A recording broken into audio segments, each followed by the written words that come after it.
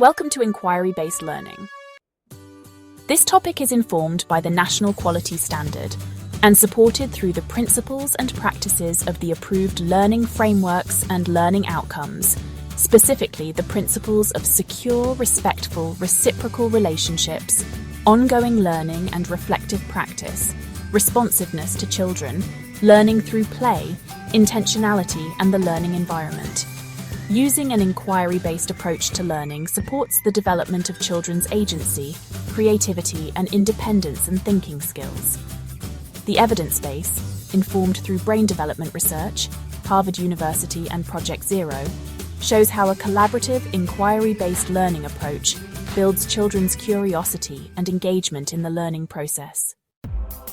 Upon completion of this week's topic, you should be able to gain an understanding of what inquiry-based learning is, and the teacher's role in providing an inquiry-based learning environment with linkage to the approved learning frameworks, including principles, practices, and learning outcomes.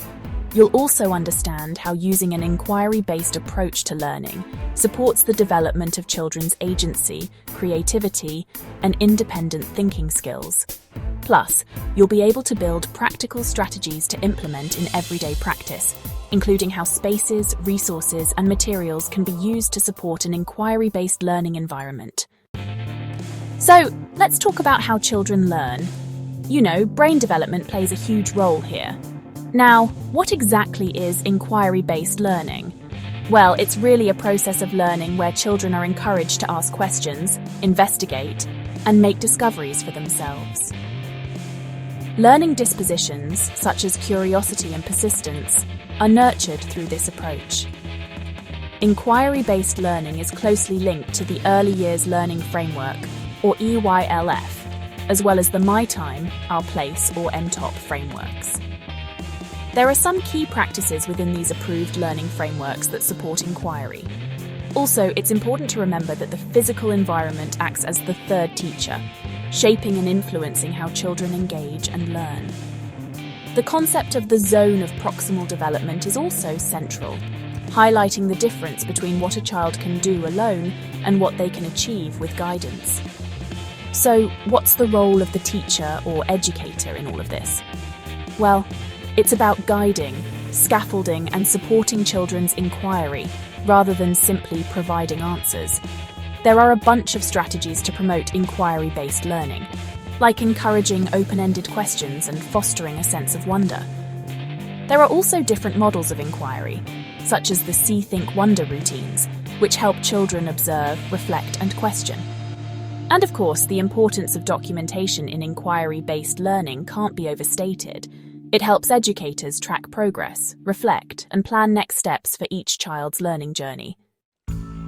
The Early Years Learning Framework, often called the EYLF, sets out the highest expectations for all children's learning, development, and well-being from birth to 5 years, and as they transition to school.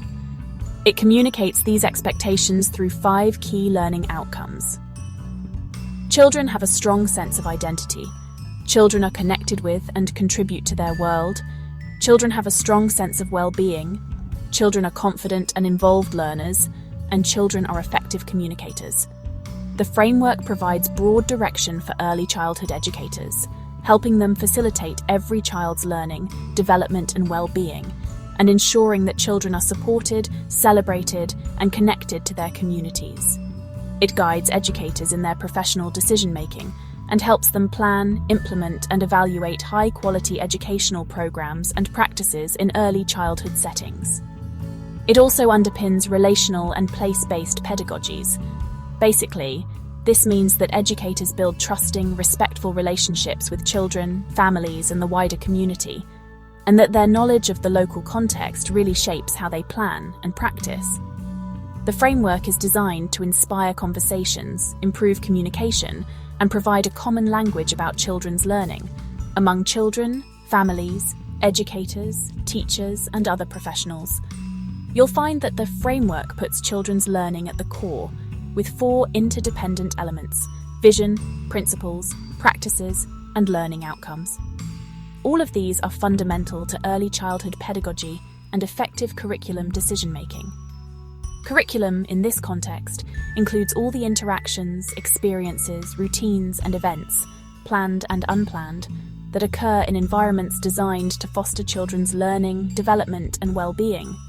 Children are naturally receptive to a wide range of experiences, and what is included or excluded from the curriculum really affects how they learn, develop, and understand the world. The framework supports curriculum decision-making as a continuous cycle of planning, assessment, and critical reflection. This involves knowing the children, families, and community contexts, and drawing on professional knowledge to plan for individuals and groups. These plans are put into action, then evaluated and reflected upon to inform further planning. Working in partnership with children, families, communities, and other professionals, educators use the vision, principles, practices, and learning outcomes to guide their planning for children's learning, development, and well-being.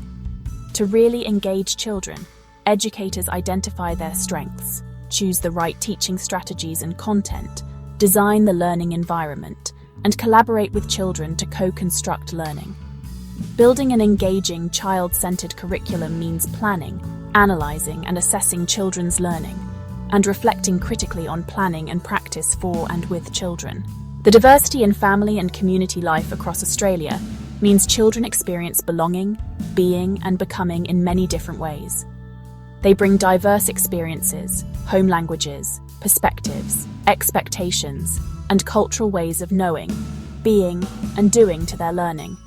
Children's learning is dynamic, complex, and holistic, so cognitive, linguistic, physical, social, emotional, personal, spiritual, and creative aspects are all interconnected. Play-based learning takes advantage of children's natural curiosity and desire to explore and learn.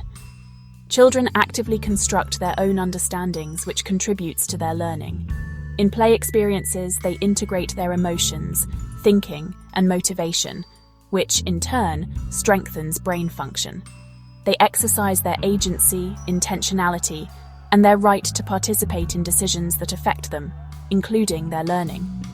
Play-based learning allows for the expression of personality and uniqueness, offers opportunities for multimodal play, enhances thinking skills and lifelong learning dispositions like curiosity, persistence, and creativity, and helps children make connections between prior experiences and new learning. It also assists children in building relationships and friendships, developing knowledge and concepts in authentic contexts, building a sense of identity, and strengthening self-regulation, as well as physical and mental well-being. Viewing children as active participants and decision-makers opens up possibilities for educators to move beyond preconceived expectations about what children can do and learn. This means educators need to understand, respect, and work with each child's unique qualities and capabilities.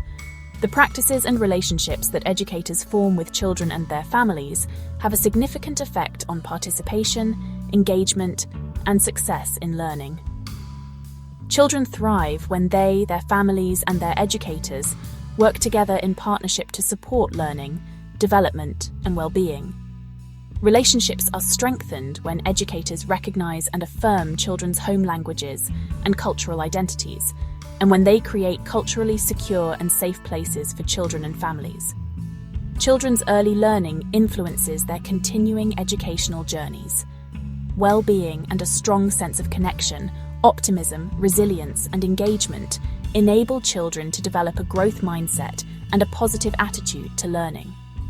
The Learning Outcomes section of the framework provides examples of evidence of children's learning, development, and well-being, and highlights the educator's intentional role in extending and enriching children's play, thinking, learning, and sense of well-being.